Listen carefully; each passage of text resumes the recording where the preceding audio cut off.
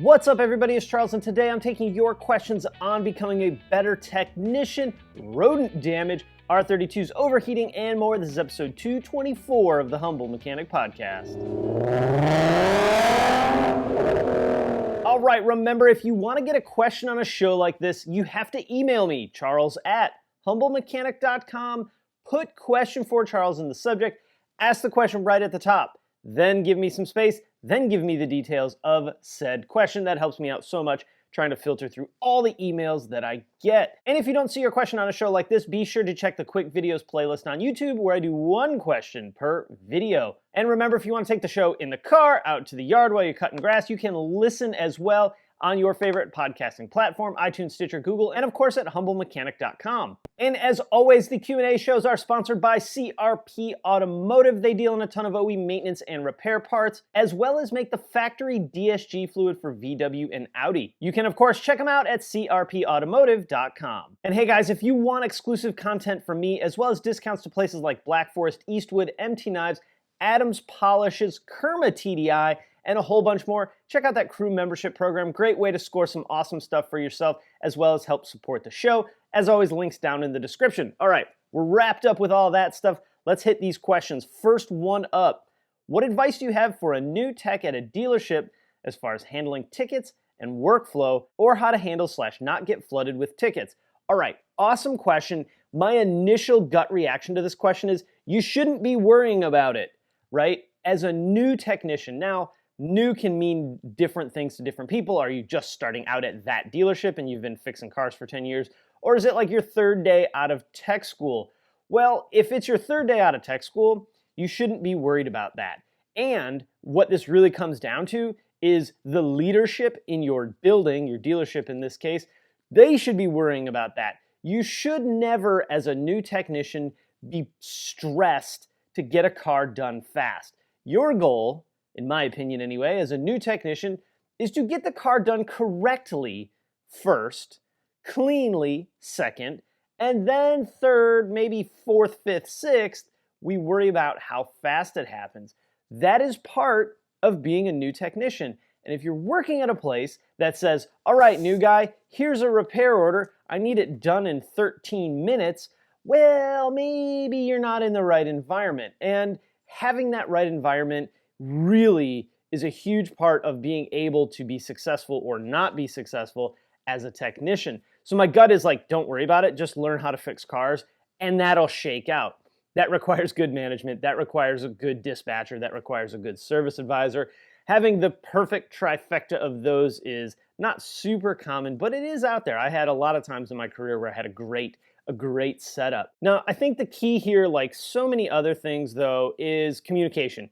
If you're getting tickets and you're feeling like, hey, I'm really stressed out and I can't keep up with this, you need to let your advisor know. Personally, I think advisors should already know that because they should have their day scheduled out and they should have everything nice, neat, and organized. And I'm sure you've seen it at service advisor's desk, which was nothing like that.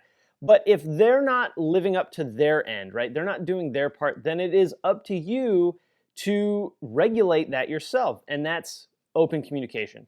Hey, service advisor, this is taking longer than I thought. I'm really struggling, whatever. It's going to be another 30 minutes. Hey, service advisor, I can't find the information, so it's going to take me a little longer. Doing that in a nice way, not screaming at your advisor, will get you much better results than screaming at them, of course, or just sitting on tickets because you're overwhelmed. Now, if your advisor's like ramming work down your throat, okay, we maybe need to escalate that nicety a little bit and say, hey, dude, I can only do what I can do, right? So once you've gotten past that brand new state of, learning how to fix cars, it's up to you. It's simple communication. Your advisor should have a rough idea how long jobs take. They're scheduled in. Things happen. Customers show up late. Customers show up early. Parts come in late. Parts don't show up at all. A waiter comes in. All of those things mean you have to be probably a lot more flexible than maybe you want to be, but so what, right? That's part of it. It's not as big of a deal, I don't think, as people tend to make it out to be. But as a new technician, your primary focus is not workflow management. It's a little bit of time management, but it's not workflow for, as far as repair orders go, management. It is fixing the car correctly and making sure that when you hand the keys back to the advisor, the car is perfect. The car's fixed correctly, the concerns the customer brought it in for are addressed, the car is clean, there's no greasy smudge handprints all over the place, on the hood, under the hood, on the steering wheel. I always had to watch my right elbow for getting grease on it and then setting it on the armrest. That's another one people miss. Or anywhere else in the car that you were even close to or looked at, because if you leave grease or there's a grease stain and you worked on the car, whether you put it there or not, it's going to be your fault. So keep that in mind. Keep those cars clean. Then we worry about all the rest of the stuff. We worry about the workflow management and that kind of stuff. So open communication is the key here. It's the key with so many things. If you simply say, hey, I can't keep up with this, your advisor can work with you to find a way around it. So great question, and I hope that helps. And if you guys have any other advice, drop that down in the comments. All right, next one up is from Daniel. Got a lot of technician questions, which I absolutely love. Charles, thanks in advance for reading and responding. I'm a 31-year-old fresh mechanic, and my experience is with full-service shops, not dealerships. I really love what I do, but as you've addressed in various videos, it can be hard to look for a mentor in this high-pressure environment. I'm blessed with a good service advisor and good owner, currently netting about $600 a week, but I would absolutely love to live up to my potential, stay motivated, keep moving, and don't really have to borrow tools. Good on you, man. My biggest problem is diagnostics and not having the experience under my belt to know in my heart and gut that not only what I'm doing is the right process, but also in the end, the right conclusion. I hold high regard to be able to not ask too many questions, but also not wasting time being stuck or relying on identifics. Good job, don't rely on identifics. Any ideas on how to become a more effective diagnostic tech would help so much. Love the channel, subscribed about 6 months ago. I'd also like to add some points that you made in various videos, help me solidify my thoughts to get out of my previous shop at a better equipped shop. Thanks, Daniel. All right, Daniel, so real quick on the getting out of the bad environment. Dude, that is the key. So many of you guys are stuck in terrible shops with bad owners that do stupid things. The toolbox has wheels for a reason, right? That's what they always say. Roll your box somewhere better. There are better places out there. Trust me, if you hate your environment, lock your box, find another job. If you're good, you can do that in a matter of minutes. It's not that big of a deal. Get out of bad environments. Anyway, becoming a better diagnostic technician is the same as becoming a better anything. You have to practice. Now, how do we practice, right?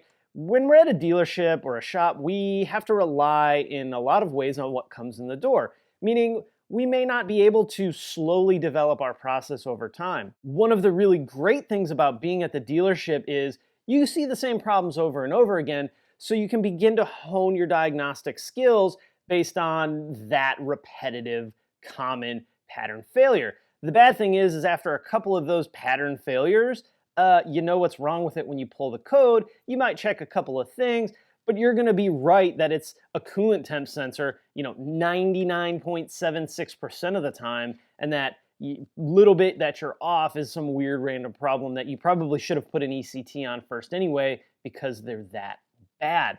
So the key is practice, right? Anytime I would say you see someone diagnosing a car, if you're not super busy, go over and talk to them. Don't just stand over their shoulder and creepy watch, right? Go talk to them. Hey, what's going on? What's the problem? What step are you on? I'm trying to learn. Be forthcoming and upfront about, I don't know this information. I'm trying to learn. I'm trying to get better. You will find that most techs that aren't jerks will probably help you in some way. Now, you might have caught dude on a bad day. He may not have time for you, and it's up to him to say, dude, I can't right now.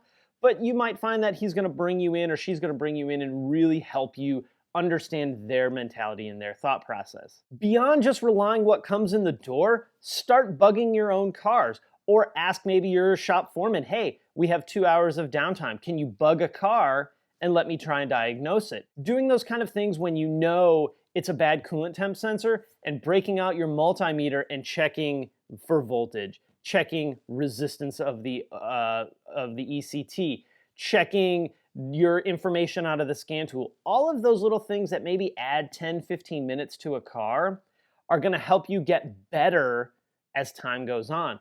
We hate it on warranty and we hate on warranty time so much. VW is actually pretty good about paying diagnostic time as long as your paperwork's right. That's the key. You have to have your documentation correct.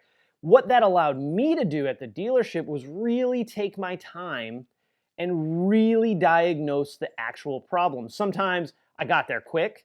Sometimes I got there slow. Sometimes I missed a step and didn't get it right, or I took the right path and went way the hell off the reservation when I could have went left and just went boop and been right there. So practice, practice, practice, practice, practice. That's all you can do, man. Practice. Learn new techniques from other people in the shop. You can obviously watch videos. Of course, watch Scanner Danner, who's I'm a big fan of. Super smart dude. You may never have one of his issues, but to understand his mentality and approach to diagnostics, I think is really huge, and it's super helpful, and it may give you an idea on the next one. Go, oh, I saw Paul talk about that. Maybe I'll try that real quick, and it might get you there, it might not. It's just another arrow in your quiver, and you want to have that quiver as full as you possibly can. So, dude, easy answer. Get some practice on it, and I really hope that helps. And good luck, man. Congratulations on getting in a better environment. I wish that for more of you guys. Get the hell out of your bad shops. There's no reason to be there. All right, next one up is from Scott. What should I do if I purchase a certified pre-owned vehicle from a franchise dealer that has a mouse nest and seeds all inside? Ew. Scott, you win the award for probably some of the grossest pictures that I've been sent. 2 weeks ago, my wife and I purchased her 2015 Jeep Grand Cherokee. After 2 weeks of ownership, I started noticing things weren't quite right. When I would accelerate, I heard the sound of pebbles or something rolling around on top of the headliner. Yeesh. Next, I noticed the dome light had a bit of debris and the lenses looked dirty. Last, on a hot day, I noticed the airflow of the AC was lacking.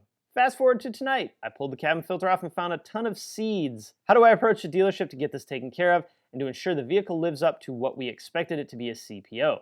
Do I go talk to my salesman, the service manager, the service advisor, sales manager? Where do I start? Any advice you can provide is much appreciated. Looking forward to the Mark V videos and enjoyed the autocross video today. That looked like an absolute blast. Thanks, Scott. Scott, it was a blast. And Mark V videos will be coming soon. I actually pretty much just wrapped up that car yesterday. So what do you do? Dude, this sucks.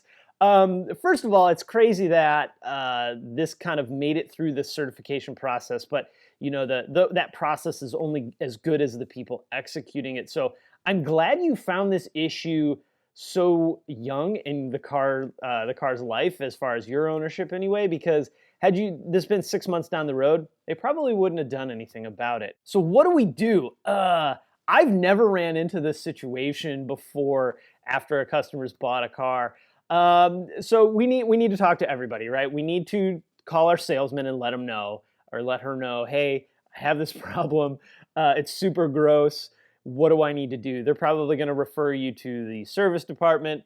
I would want to have a conversation very early with the service manager. And guys, I think the key here for Scott is not going in like guns blazing, right? Ready to tear somebody's head off.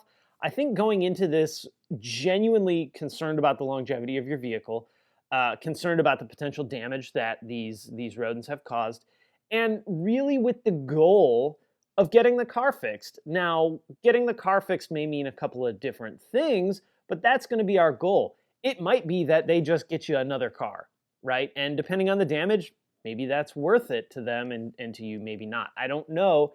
We don't know the level of damage really until everything's apart and we can do a proper analysis on it. It may mean you're in a loaner car for a couple weeks while they replace and clean and get rid of all that nasty stuff. Don't know. It's, again, depends on the severity of the damage on whether they replace or repair. I think we can all agree that this situation really is not awesome. It's gross. It sucks. It sucks for the service department and the tech working on it. It sucks for Scott, of course, as an owner. The salesman's probably embarrassed as hell.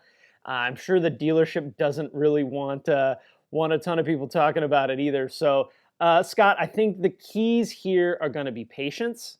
I know it's frustrating, and I know some of you guys would be like, I'm going in guns blazing. Guys, I get it, and I know how you feel, but trust me when I tell you, the key to getting anyone in a service-related environment to do what you want is to get them to want to do what you want, not to scream at them until they feel like they have to. You want them on your side. You want them to be your advocate. And hopefully, Scott, you can get that. It is a lot of work that's probably going to be done to this car, but I'm glad you found it so early. Scott, again, patience is really going to be the key here. Don't expect anything to have happen fast if they're pulling headliners, pulling dashes out maybe. This is a kind of labor-intensive work, and you want it to be right. You want to give the techs and the service department the time to do their job properly. yet another issue in the auto industry is nobody wants to give anyone the time to do their job correctly, but we'll cross that bridge a different day. So I would say just talk to everybody you can, be as cool about it as you can. Hopefully they'll take care of you.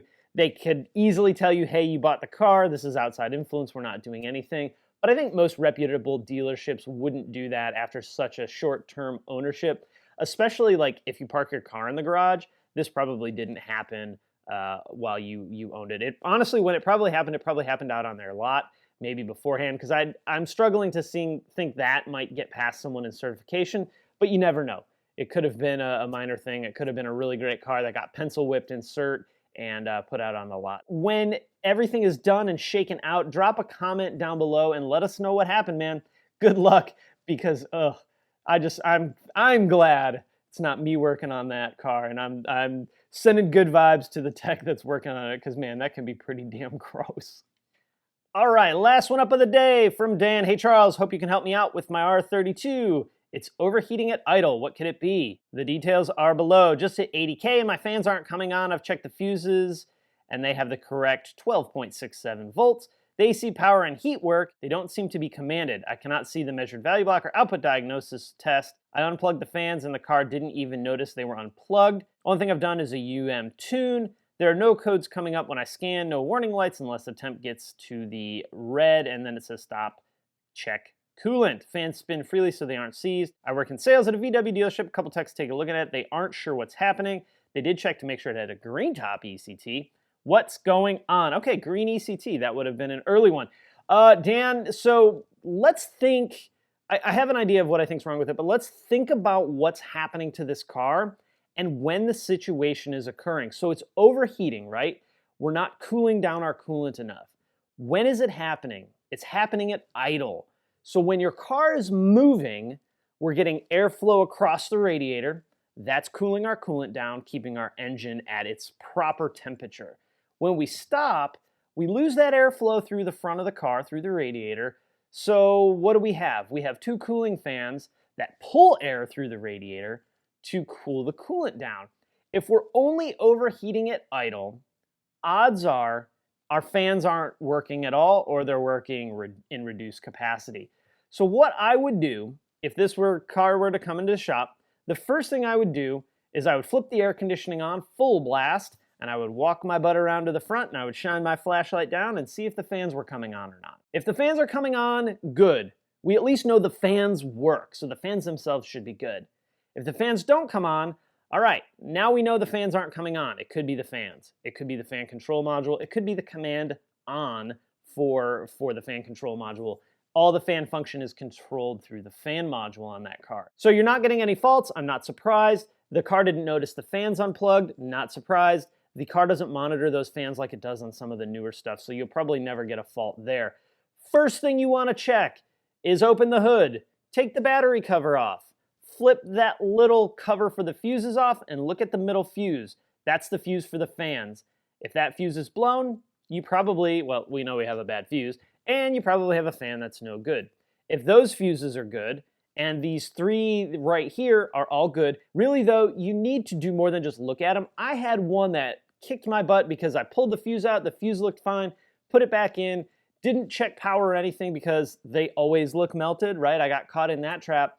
And what happened is the contact was broken inside the plastic housing. So it had 12.5 volts, whatever, on both sides of the fuse, but it didn't have it going out to the connector and down to the fan module. So that could be an issue as well. I've only seen it once, but if it's happened once, it's probably happened more. So if those two things are good, or your fans can come on, maybe we power them with a power probe just to see if they actually work. That stuff's good, then you're probably looking at a fan control module. This is a very common problem on all Mark IVs, especially when they've had any kind of front end damage, like any kind of collision, even parking lot level collision, seems to really jar those fan control modules apart. Also look at the wiring for the fan control modules and make sure it's good. Corrosion building up in those connectors is not abnormal. It's not super common, but it's not abnormal either. What we always did at the dealership, because it was the easiest way to do it, is most of us had like a test fan control module that worked. At least it worked like the basic function. And we would just plug it in, test it. If everything worked, okay, cool, we got a new fan control module coming, we'll put a new fan module in it, send the car down the road. You can find online pinouts for all the wirings for the fan control module. Yours should be a 14 pin and a 4 pin. There's another one that's the small connector is 10 pin, not 14, but your car's new enough, it should be 14. So check those things first. I would also recommend having one of the techs go in and check climatronic faults, because maybe you do have something stored there that's preventing those fans from coming on, and seeing what's up there. Your UM tune should have nothing to do with it. I have a UM tune and my car doesn't overheat at idle, so I don't think it's the tune. So check those things. If they all seem good, it's probably the fan control module. I'm shocked that none of the guys at the dealership have a fan control module, but you know, that car's 14 years old with technology that came out in like 2001-ish. So long time, 17 years is a long time ago. And again, if you want to go deep in the diagnosis and do something other than just swap parts, you can find the pinout for that online. Just search for the pinout and you'll find it, and you can do your wire testing that way. Make sure you don't have a wiring issue as well. All right, guys, I'm gonna wrap it up there. Questions, comments, go down below. If you like the video, hit that thumbs up button. Don't forget to subscribe. I'll leave it at that today, guys. Thanks for watching, and I'll see you next time.